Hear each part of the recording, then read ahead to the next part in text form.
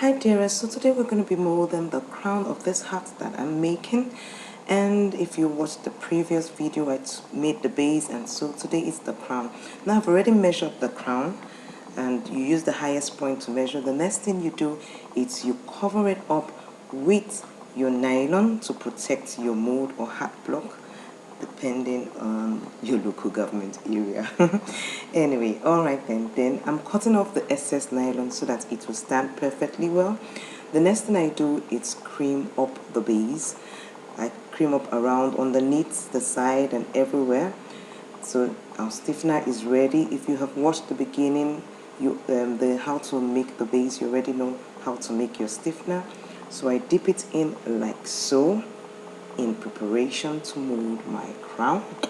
As I said, I've already measured it. Now they're 18 inches by 18 inches, and I have 3 pieces.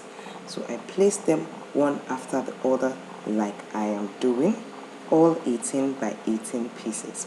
So the next thing you want to do is make sure it's in the middle, that each of the corners is going to cover up like so. So can you see what I'm checking? So I check both edges like so. Once it's able to complete, I do my north, south, east, and west. Yes, if you have been watching the way we mold, that is what you do first of all to ensure that your mold comes out smooth. But in the crown, take note, it's a bit different. You would have some pleats because it's straight down, like because of the shape anyway, so it's not so straight. So the next thing you want to do is grab one corner like I'm doing. So you keep trying to smooth it out as much as you can. So I'm going to be pinning down the diagonals right now. And as you can see, I'm pulling it and applying much pressure to straighten all the 4 sides, all the 4 corners.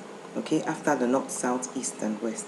Okay, so now the last one that I'm doing, I would spend time and ensure it is really smooth. If any pleats are coming, I make them look neat and nice. So that's what I'm now going to do. I will take off all the diagonals and do this for all the 4 diagonals and start putting the pins close to each other as I smoothen out the edges. So I'm going to do that all around the diagonals.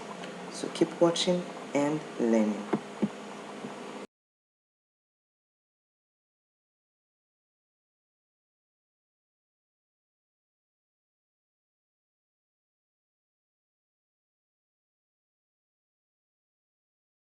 So I'm showing you how to do just one side, so ensure you do that to all the 4 diagonals.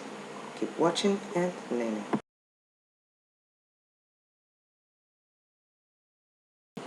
After I'm done, I go round again to see how I can smoothen it further, removing some pins if it's not so flat. Can you see what I'm doing? So that's what I'm going to do, going around. I'm still applying more pressure and going around, and it has come out cool. I've left it out to dry for 3 days, remember, because of the weather, and it is dried up like so.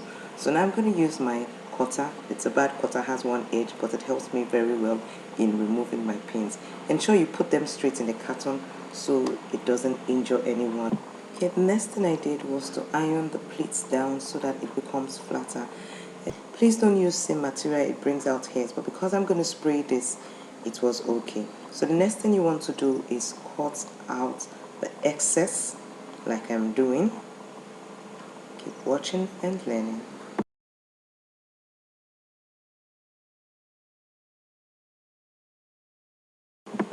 Once that's done, you start taking your hand through all the corners and shaking it like I'm doing, and before you know it, it pulls out from the mold. If you gained value from this video, please do give me a thumbs up. Remember to watch how to make the base in the previous video. I will leave the link below in the description of this video, and to see how to make the final product, how I designed it, do click the subscribe button and also the bell so you get notified when I put up the video. Till we meet next time, is goodbye and God bless.